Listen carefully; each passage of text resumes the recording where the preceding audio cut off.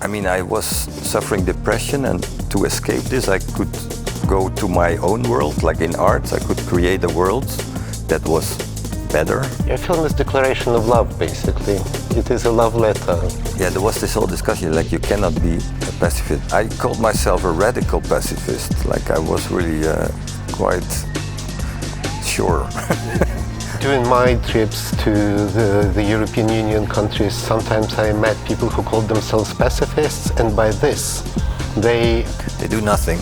They do nothing, or they are actively against helping Ukraine. Did you have a trauma? Because I heard that you were imprisoned by Russia for 2 years? Yeah, 2 years. 2 years, and Russian war is very black and white to me. Like it's no, I don't have to question anything about that war, and I want just to help Ukraine.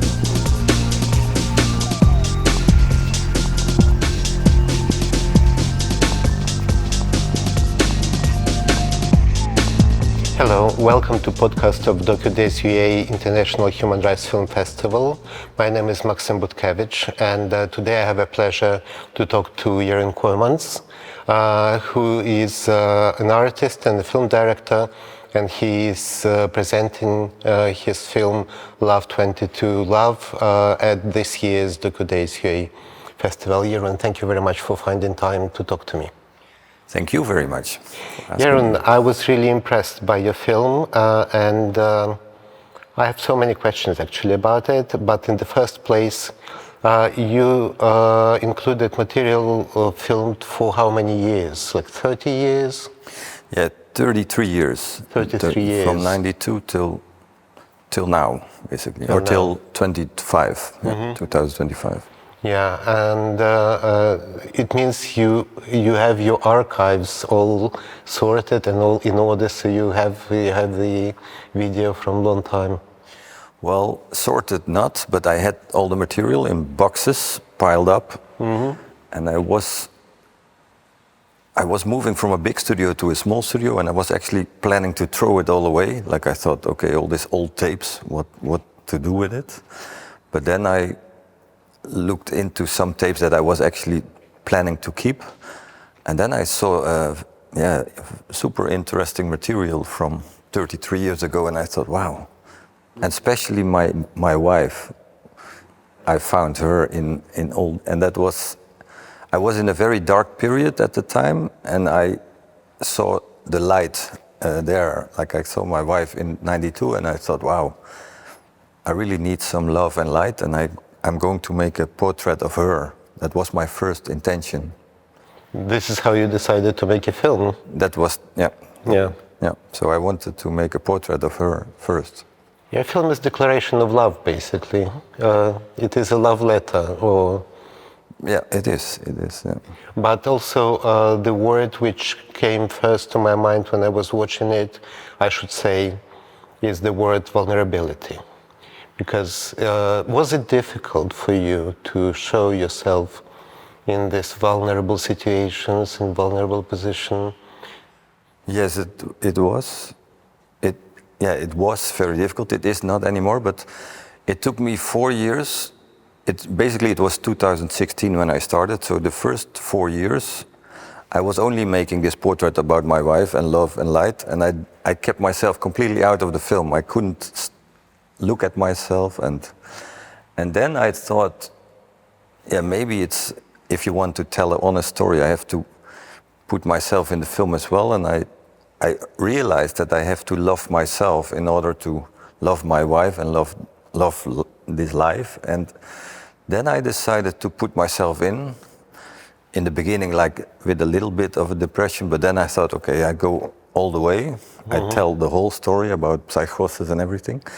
And this psychosis I always kept secret for the world and for the media especially, because you get immediately this sticker of crazy artist or mental ill artist, and then I was a bit afraid of a Vincent van Gogh syndrome, or kind of thing, that you immediately get into this corner of, well, he's of course a master and very famous, but that you immediately get this etiquette or this sticker. So it was hard to take this step. It took me, I think, a year. and I had a film coach, and he actually helped me. Like, he took me by the hand, and he was very patient. And there was some kind of maybe luck, or I don't know what but it was COVID time. 2 years we were together in a space, and he was slowly taking me to the darkness. And then I actually thought, okay, this is the best to do, to tell the real story. With this film coach, Victor van der Valk, like when I found this tape where the film starts with in the psychosis in New York, I thought I already took this out. I had deleted this tape, or I threw it away, or I was really surprised that I found it. And then I was immediately thinking, I'm going to destroy it anyway, because this is too much. And then I showed it to him, and he said, no, but this is exactly what we need, this kind of footage. And I had two roles. I was the main character, but I was also the director of the film. So I had to go to the director seat to actually judge this material from a distance. And that was the moment that it became easier. That I thought, like, okay, this guy, he has all these problems, and we have to tell this story about him. So I had actually to take the distance to tell the story. And then it became easier. But I was all the time telling him, like, I don't want to make a self-portrait. I don't want to make an eco-document. And then slowly it became a self-portrait and an eco-document. So.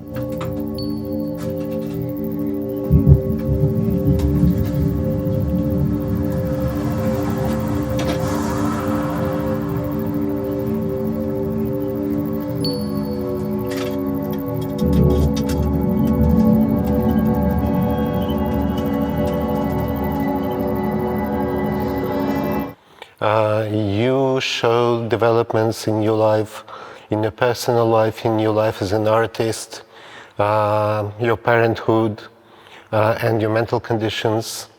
You kind of guide the viewer step by step through the journey you undertook. Is it your first film?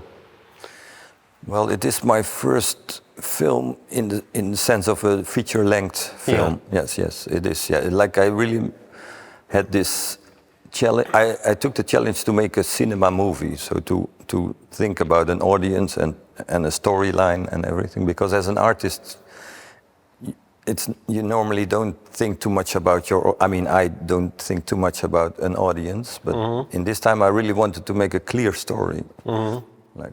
What was the most difficult part to work on?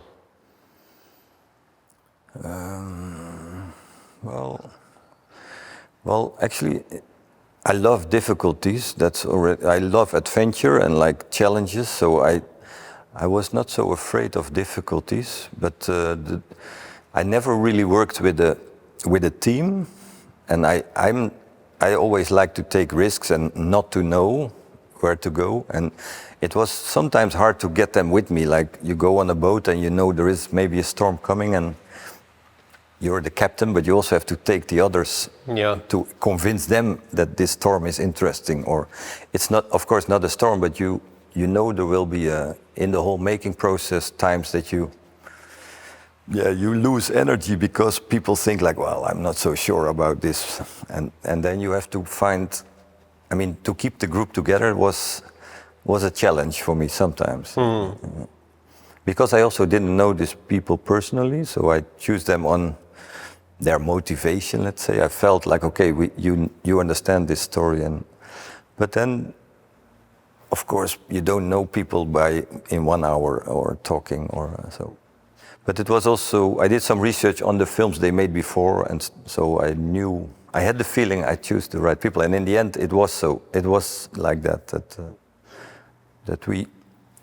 we went all the way till.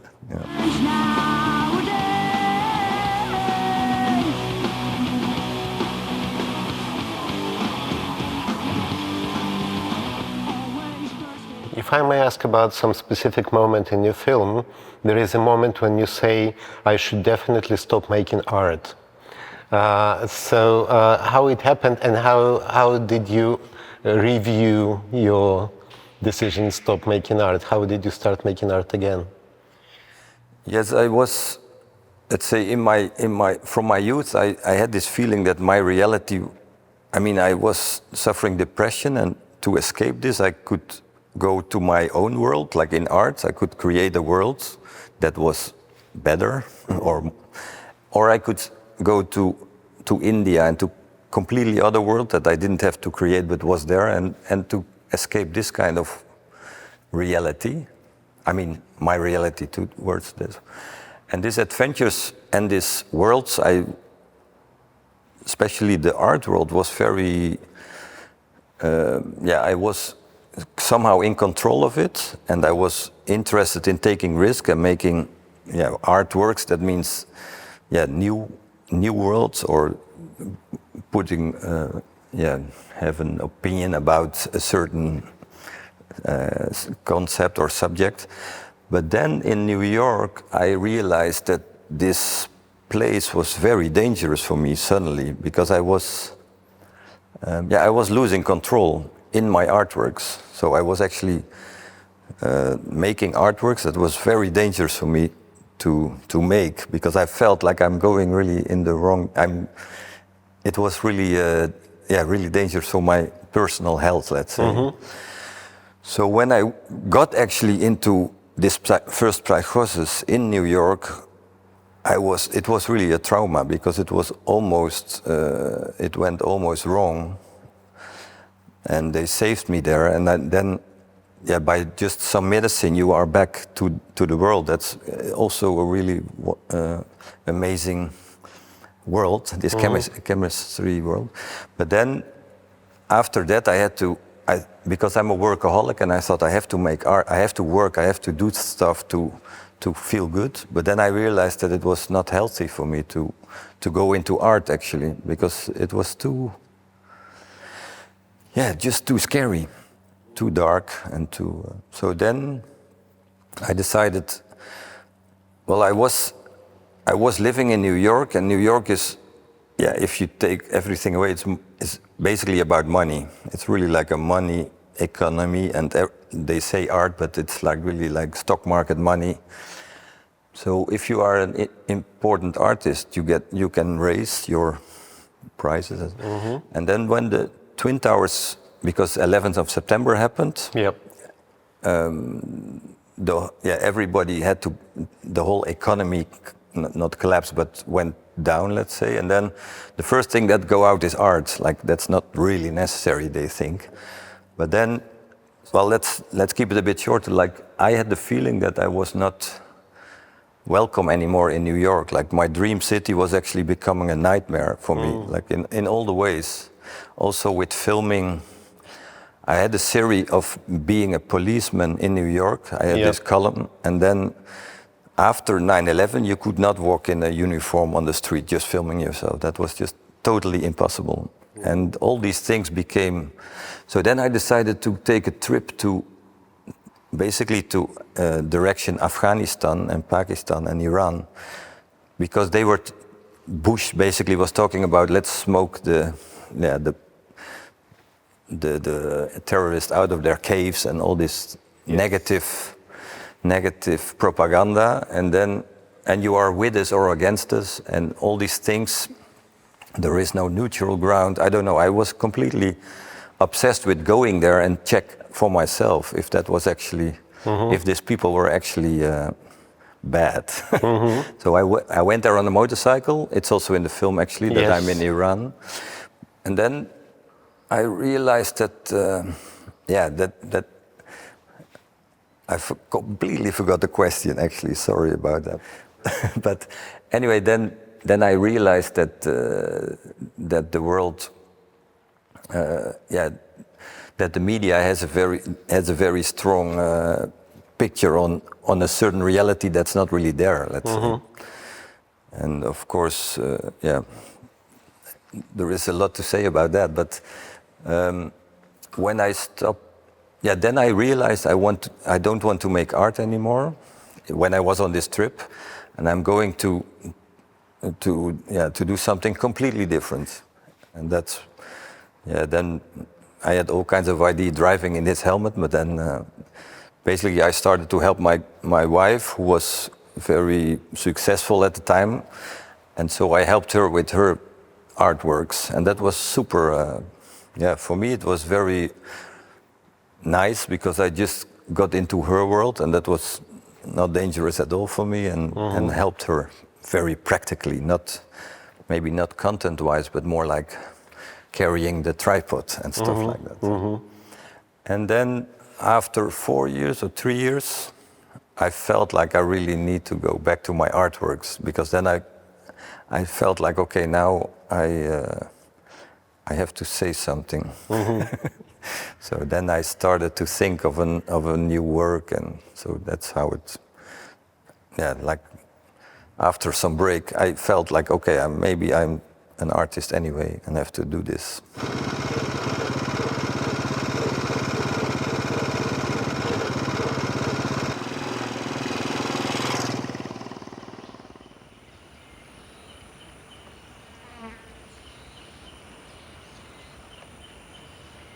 Yeah, after collapse of Twin Towers, there is a focus in your film on that moment as well, and all these newspapers with headlines like "It's a war." I remember it very well. You, as far as I can understand, I was personally called several times a pacifist. I'm not sure if it's true, actually, but it's a matter of definition. What is your attitude? What is your stance? Would you call yourself a pacifist on that? Yes, I must say this is an interesting subject, because I called myself a radical pacifist. Like I was really quite sure that I was a pacifist, and also like more like almost like a Zen type of thinking about human beings. Like, okay, everybody is equal, everybody is, and then also with the help we did, like with Project Ukraine, it's an organization who raised money to help Ukraine, and I had this discussion with Tommy Wieringa, one of the founders of this, and Jaap Scholte, they are the founders of this Project Ukraine. Actually, there is also another person, Dirk, he's from Kiev, but I don't know his last name. Anyway, the discussion was that if you choose a side, so if you start to help Ukraine, you are not a pacifist anymore. And Tommy told me to read the book of, I'm very bad in names, but I think it's Normal People Don't Wear Guns. Yeah, Artem Chapai. Yeah, exactly. Yeah. So he said you should read that. I didn't read it yet, unfortunately, but I will. But then, there was this whole discussion, like you cannot be a pacifist. But I said I am still a pacifist in my belief. But I'm helping people that need help anyway. Like it's not that I. But then he said, no, you are not a pacifist anymore, because you are against Russia, and you are. So then you don't. And I think like, let me just be a pacifist, okay? Yeah. But it is a bit of a weird feeling, and also, what they say, okay, you want to end this war dancing on a hill, right? You don't want to. And I said, I want to. But of course, that's very naive, maybe, and but I think the more people are pacifist, the better it is. Like to be an idealist, I think it's a very good idea to be an idealist, because if you stop doing that, then what else is there to hope or to dream of or to?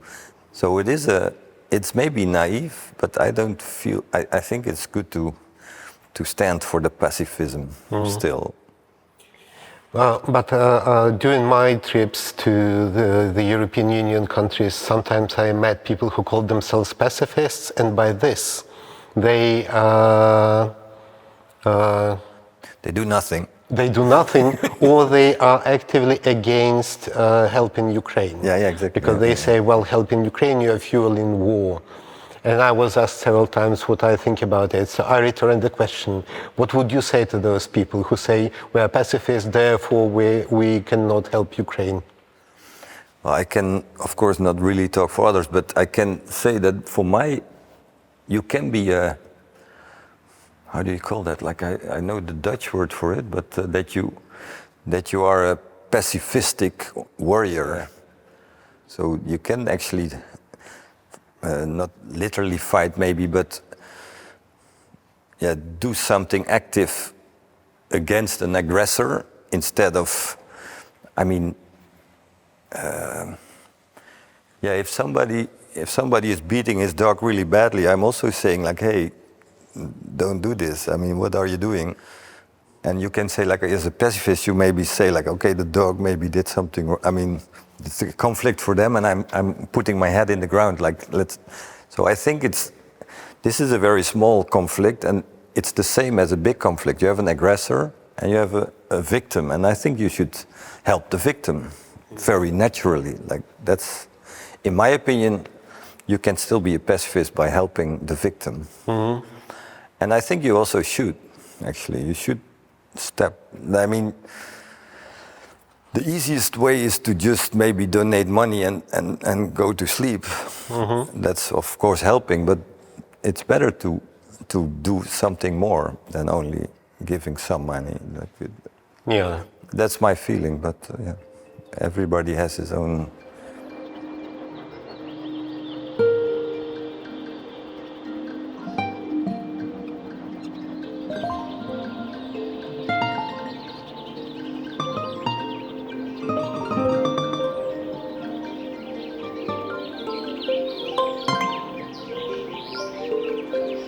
You are helping Ukraine currently a lot. So what primarily you do? As far as I know, I was told that you helped to deliver several ambulances, right? And currently also it's more about psychological help. It's EMDR kits, things like that. So what? Well, let's say I must say that I was once in the convoy. So I started last March. I went first time. I was that was my first act like that. I was really helping by being driving myself the ambulance, and we decided to with 6 people. With Niels also actually was there, and we are a group of friends, and we decided to fundraise for some cars, and then it was going quite well. So then we thought, okay, an ambulance and 2 cars, and then with 6 drivers we can actually go to. And Niels is also working in a hospital, and then we had lots of medical supplies we could get, and so we were going. And then there is this Project Ukraine that already knows exactly how to export a car and how to deal with documents. So we went under the flag of Project Ukraine. Okay. Yep. So, and then we went with 6 a bit. We were, I think, 2 days ahead of it. Went to drop off a car in a secret location where they have a drone training center somewhere in. And then we met all in Lviv. Lviv. And then, so then we came together with, I think we were 23 people together with 8 ambulances and 5 or 6 cars, and full of medical supplies. And the people there, the trauma psychiatric where the combats go to after they come back wounded or traumatized, they get the treatment, but the psychologists and the psychiatrists, they have a very hard job to get in contact with them, because they cannot really talk. And if they talk, they also need almost help, because they get traumatized from the stories. So the EMDR kits, it's with the light. It's a very specific trauma kit that helps patients to recover from that trauma. It's a very efficient way, because you need less effort to make them talk, and you don't get so much how can I say? I mean, if you have to take the whole story in you to actually help them, and then this kid is doing this. Like, so that's a very efficient way, and we brought quite a lot of these kids, and they need even more. But now, yeah, they have actually enough people to work and to get more people. Yeah, it's of course not totally healthy, but at least the beginning is there to start healing from the trauma is, I think, not. Yeah, you don't heal in 1 month. I think you need. The start is there, and then you keep on. Yeah.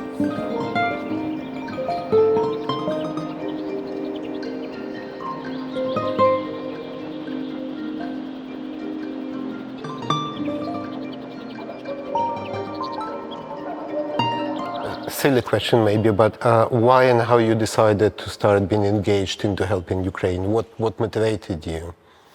Well, I was very busy with this film, and then I felt already like I really need to do something good. Like I felt that I need to help, and it was just a feeling that I had, that I wanted to see the situation. Also, I really wanted to go here to feel. To let the people feel that people are caring. So to actually have contact with the people here. And what also happened was that other friends of mine, they did a project, soup mirror soup, and they were actually cooking the soup that they were making in Lviv in the beginning of the war. They made it in Amsterdam in order to get donations that went back to this art initiative. And they came sometimes to Amsterdam, so I talked to them, and I felt like, okay, they really need much more help, or much more. Especially after 2 years, everybody get a bit tired of a war, and I think that's a very, very, very difficult situation, because tirement is a very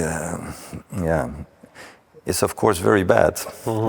Of course people get tired of the whole situation, of everything, but then still the problem is still there as it started. So you need to put energy, I think. And for me, there is wars that I think like, okay, I don't know, this is such a complicated one, but I think the Ukraine-Russian war is very black and white to me. Like it's no, I don't have to question anything about that war, and I want just to help Ukraine. And then with friend like Tommy, the one from Project Ukraine, they made a documentary, and it was in the Dutch television, and it helped a lot to get people waken up again from like, okay, it's still going on. And what is interesting, what the documentary made very clear, is that you can actually help as one person. You can actually do something. Like the government can of course send millions of whatever, or weapons, or I don't know, but as a person you can actually do really something that makes a difference. And that was interesting for people. And it is like a war zone is for many people, and especially, for example, my mother, is a place you don't go to. You know, that's not where you go. That's dangerous. You risk your life. And so many people are willing to help, but then they don't want to go to Ukraine. But I was convinced that it was very good to go and to see it for myself. And actually, it was a bit the same experience with what I had when I came to Iran and border of Afghanistan in 2002. That when you come here, I mean, if we look at the city, there is not one little damaged building. And in the news, if you open the news, it's only bombs coming to Kiev, like one after the other. And there is not a film of people sitting on a terrace, or I don't know, like it's such a different world in the media than in reality. So this is also interesting, I think, too. Yeah.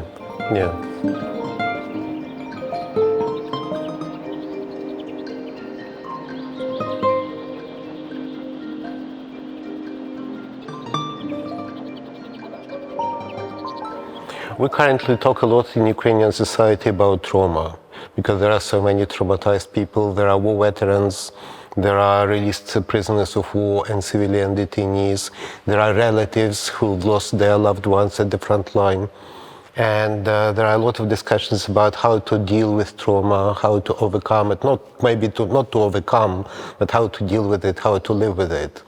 Well, there is a black sense of humor about this, all these jokes about the whole society having PTSD and, this sort of thing. From your experience with your mental condition, did it somehow help you to empathize with these issues in Ukraine, with need for professional help? And what is the most important thing? I don't know, what was the most important thing for you to overcome your dark periods? Was it medicine? Was it your family in the first place? What was it? Oh, it's many questions in one. Yeah, it's several questions in one. But let's start with the first one. I think the question about the trauma is, I think it's also interesting to ask you how you dealt with.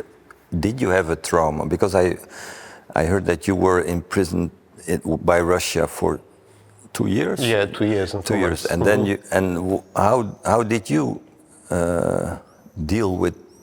Did you have a trauma, and how did you deal with that? I would say I'm still dealing with it to an extent. Yeah. So and when did you get free? I was released in October 2024. Okay, so so like it's 1.5 year and a half. Yeah, 1 year and a half. And first initial several weeks we were in a rehabilitation center, which helped a lot. And that was in Kiev? No, it was in the other region of Ukraine. Mm-hmm.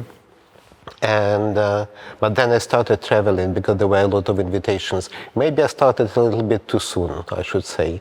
To travel? To travel. Okay. But that was, I'm one of those who experience a period of euphoria after the release, when everything makes you happy, all little things, and you are full of energy, adrenaline, I yes, guess. And everything. And then it starts to go down. And this is what we were warned actually about by psychologists, that some issues might come up much later, months later, half a year, maybe 1 year later. So I should say I'm still dealing with consequences. Yes, I feel them now. And you got also medicine in this time, or more like on and off, yeah. Okay, yeah, I have many more questions, but maybe I don't. It is like psychosis is also like in prison. You get into a prison of another reality that's not yours, and you completely lose control. So once you're in there, it's just insane, like a hell. When you come out, you also feel this euphoria, like that you're happy that you're still alive, but also it goes up and down. But I really needed medicine. Like I actually have still medicine in my pocket now. Like if something goes wrong, I just take a pill and then it calms down, let's say. So there is an antipsychotic that I always have with me, but hardly use. It's like now already some time ago. But if you know, I had this one big, for me, the first psychosis was very hard because I was, I think, 1 month psychotic, not knowing what I had. I was just losing reality constantly, and I had the feeling I was drowning inside this big New York City with the collective depression of this whole thing happened. And I didn't know how to deal with it. And I was living there already 2.5 years, so you could say that I was home, but I didn't feel at home at all because my opinion about Bin Laden was completely different than the rest of America, but that's a whole other discussion. But I felt not, it was a very unhealthy situation for me. But once I got this medicine in this psychiatric hospital, I got back to normal in 1 hour, basically. Mm-hmm. And I was really amazed also about that could happen. But then it took me, I think, 2 years to really get a bit back to where I was before. That you, without medicine and with the normal kind of normal life, I could. And what was the role of your wife's support? Sorry? How important was support of your wife to you in that period of time? Yeah, it was very important. The point was that she was not in New York when I got that. Like, she was not there, and maybe even if she was there, I wouldn't have had it, because I was quite, well, not lonely, but I was dealing a lot with myself. And in the film you also see that I'm writing emails to myself. And I was trying to put myself back to normal, but I failed in the end. And but then my wife was, she is born optimist, and she sees everything.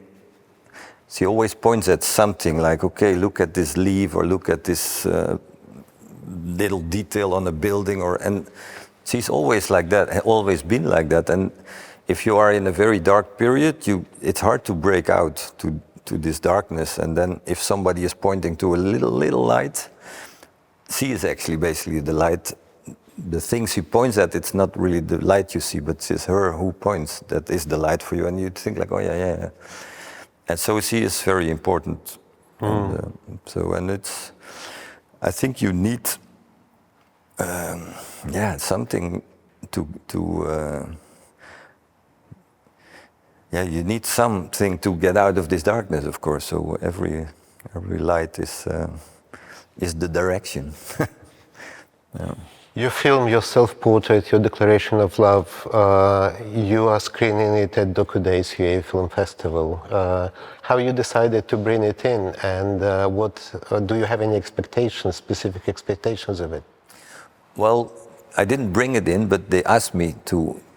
So they saw the film and they asked me if I wanted to show it to in Docudays. And for me, I realized when I was in the beginning, I thought this is a very private story, and who wants to see this except for my friends and family maybe. But then I realized that it's quite a universal story. Like, it's like everybody somehow can understand this vulnerability and psychosis and mental health. And so everybody that wants to show this movie, I'm very happy. Like, I think, like, yeah, wow, it's great. So, and Ukraine was, of course, special, because when I was here 2 months ago, it was not clear yet if it was going to happen, the Docudays. And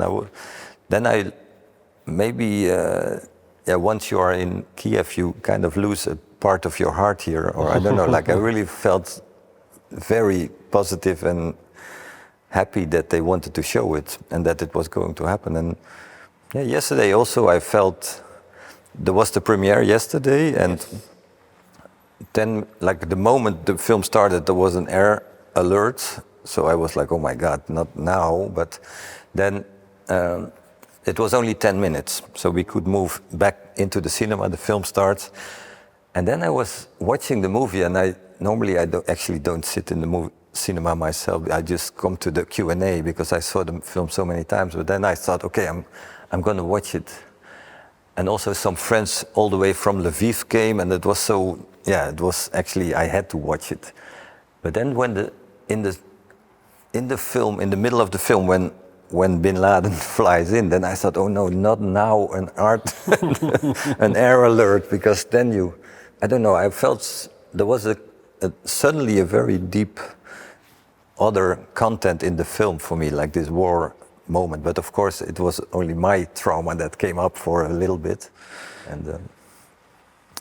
But so, for me it means a lot to show it in Ukraine, and the people were surprisingly young. The audience was many young people, and that's also something that I like or find interesting, because when the production started to finance the film, they made this audience, like 50 plus kind of people that are interested in this type of movie. But then it turns out that actually young people are also very interested in this old media and analog footage of film. I think it's a revival of this kind of analog times. There were many young people in the audience. Yeah, very many. Everybody, basically, all of them were very young. Yeah. And maybe it's also that the 20 plus are on the fighting, that they are not here. But I was surprised that there were young people. Any person is good to watch, but it was surprising. Let's put it that way.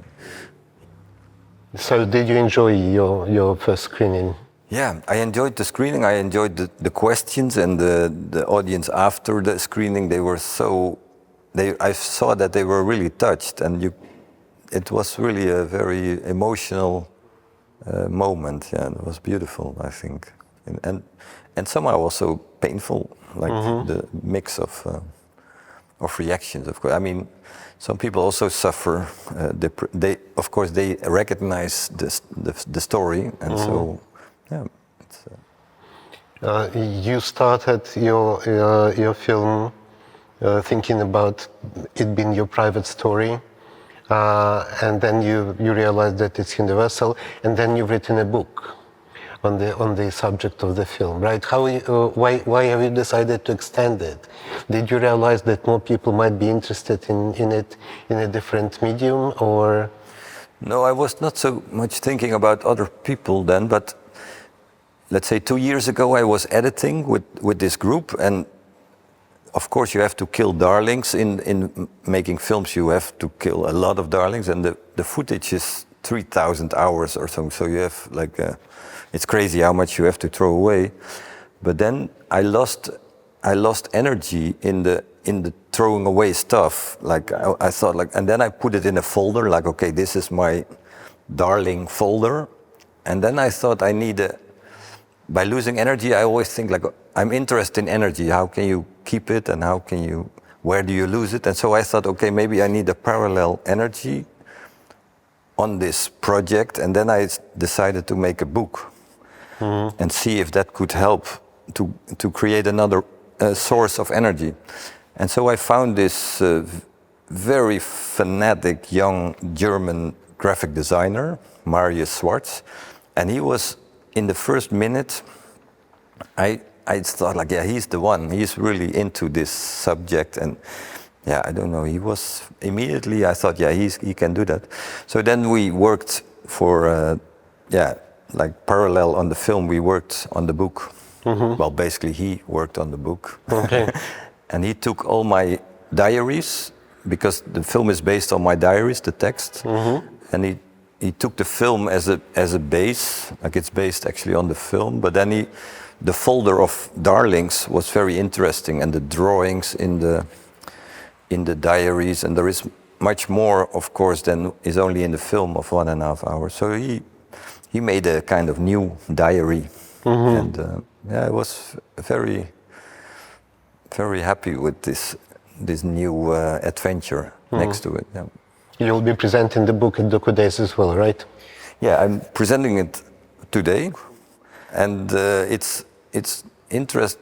I mean, it's funny that it's the first presentation of the book. So the presentation in Holland will be the 11th of July. Okay. So it is the world premiere of the book. Of the book. Yeah. Okay. And it's Sibirka. 2 months ago. I was with Maria from Docudays. She showed me this bookstore, and I thought wow, this is really great. If they're gonna show the film, then I really would like to do the book as well. So that's how it came together.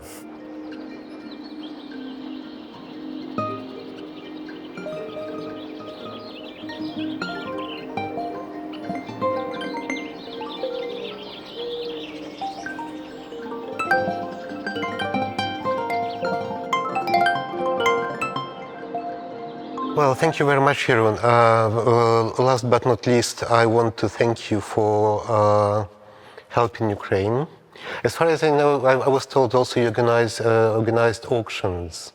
Well, Project Ukraine organize auctions, and they do big events, and especially they are writers and journalists, and they make interesting evenings where people really want to go to. Like this, it's famous writers, so people want to hear their stories, and they all are totally into the Ukraine people, and so somehow there is this whole group now that if there is an event, it's immediately sold out, and it's very good in the fundraising, because they are basically saying like, okay, we need, now they are gonna make a train like with a ER wagon and some like that the soldiers can be operated at the while they are driving to Kiev to the real, and so they need, I don't know, like 1.2 million, and then they start to ask the people, okay, here is the QR code. Let's try tonight to make 100,000 euro. Wow. And then they push it by just, talking. Wow. and the auction, I'm sorry that I don't know her last name, but Julia. Kochitova, right. She is a very interesting photographer from Kiev, and she offered to sell her works in a very big show in Amsterdam in an auction for that the money would go to Project Ukraine to help again, and so this is really beautiful, and all these things are like people are willing to help, but you have to help them helping. You have to give them a possibility to help, and this is what Project Ukraine does very well, I think. Too.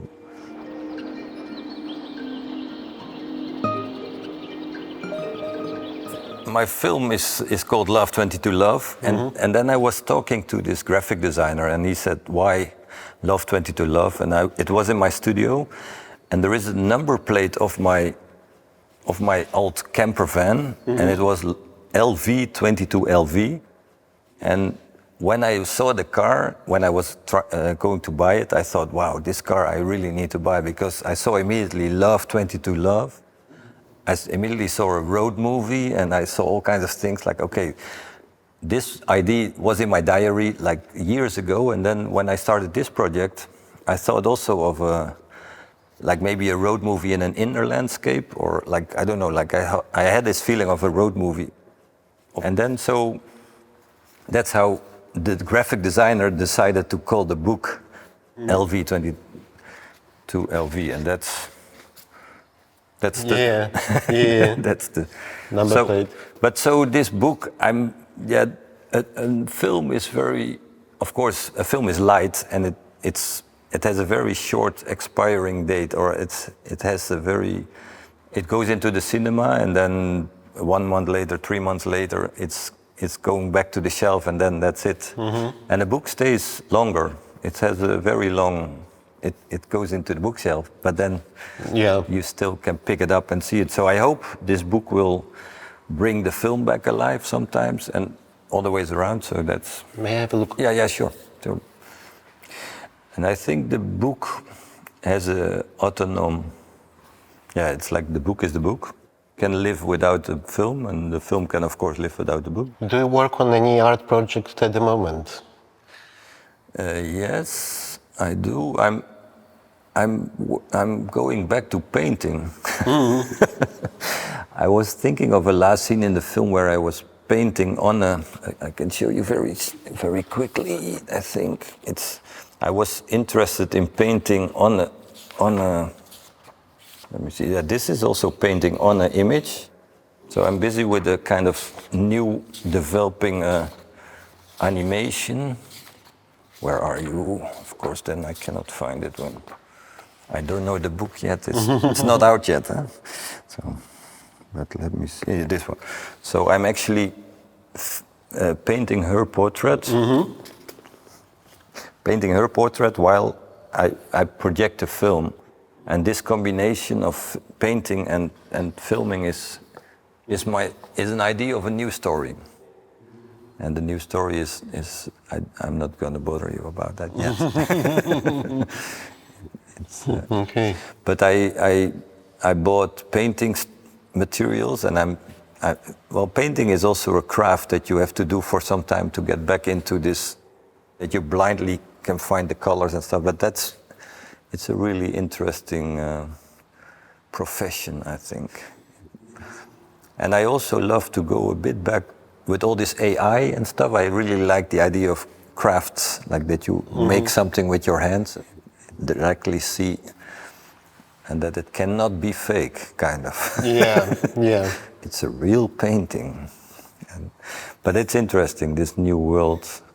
It is, but it is scary as well. It is also scary, yeah.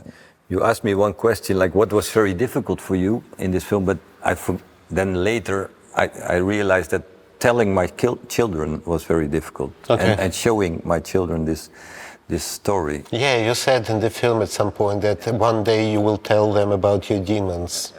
Exactly. So this was like with the premiere in ITFA last November, I had to tell them, to show them the film, and I did it a week before the premiere because I thought in this big cinema with everybody around, it's maybe too heavy to get this story. But it was, it was heavy, but now I feel 10 kilos lighter because of, I told them and they know now, and How did they take it? Well, let's say my oldest daughter is 20, she knew already, and she was also part of the production in the end. She actually filmed the horse in Mexico. Okay. So she was in that part, and then the other two are 15 and 13, and they don't really know how to deal with it, I think. I don't know, like they have, my youngest daughter said, I have questions, but I cannot ask them now. So I don't know, I'm still waiting what she will say. And the 15 one is just very busy with her, how she looks, and she says, well, you could have put me a bit nicer in. I look ridiculous. So, but I think it's, The thing was that when I got into the hospital in New York, my mother called me and she said, your father also had psychosis. But I was 35 when I first heard that my father had this disease or this, So I thought, okay, I'm for sure gonna tell my children a lot earlier by myself before they get psychosis.